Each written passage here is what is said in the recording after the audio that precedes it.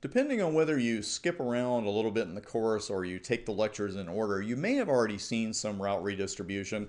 But of course, in this section, we're going to pull it all together, go over some basic but important rules for route redistribution and plenty of lab work here. Now, route redistribution, all it is the process of taking routes from a source, whether that be a dynamic routing protocol, they could be the directly connected routes, they could be static routes, and we place them into a separate routing process. Now, of course, the word simply can be a little misleading.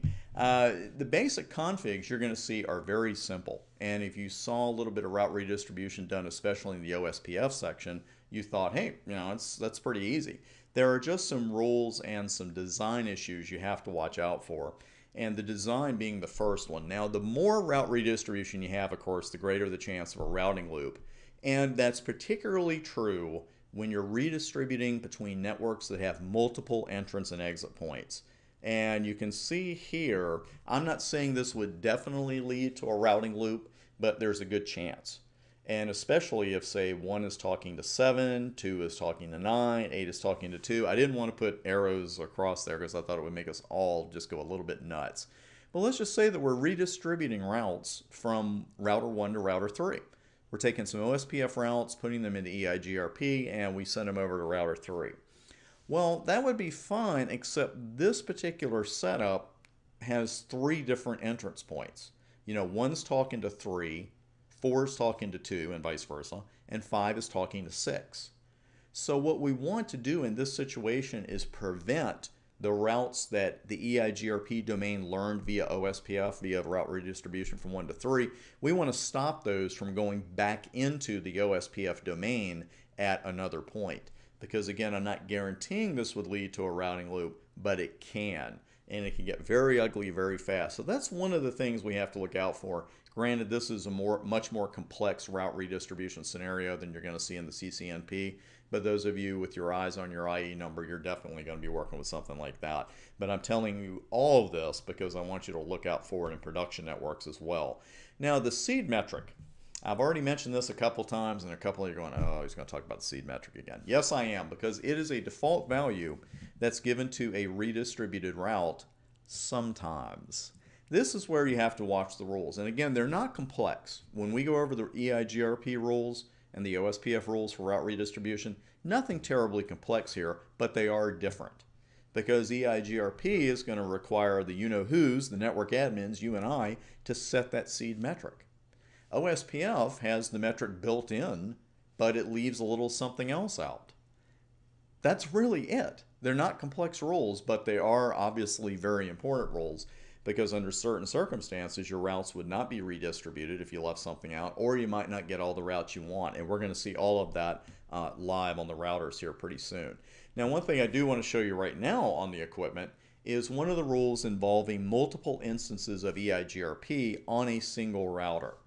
And what I've done here, you can see router 1 and router 2 have an EIGRP adjacency in AS12 over the serial interface that we've been using. And routers 1 and 3 have an adjacency over the fast Ethernet segment. Now, router 1 has an adjacency with 2 and 3, and I'll go ahead and bring the live equipment up here. I'm going to move that up a little bit. You can see first off, when I ran show IP EIGRP neighbor, I've got multiple neighbors, or actually, multiple neighbors and multiple processes. Watch out for that in production networks. It's really easy to kind of get a little cross-eyed sometimes, I think, and just say, okay, process 12, and I see there's 172.12.123.2 and 172.12.13.3. Well, not exactly, because the last one is in process 13. The reason I hammer that home with you is that we're so used to looking at routers that have one AS running that when we're looking at one with multiple ASs running, we tend to just blend it all together. Okay? So you can see the hold times, the up times, etc. And the important thing right now is that router 1 has both routes involved. It has router 2's loopback that it learned via EIGRP AS12. Then it's got the loopback that router 3 has via EIGRP 13. So we'll send a couple of pings over just for shiggles. And there we go. So we have connectivity there. But when we go to router 2, nothing surprising here about the neighbor command and the neighbor output.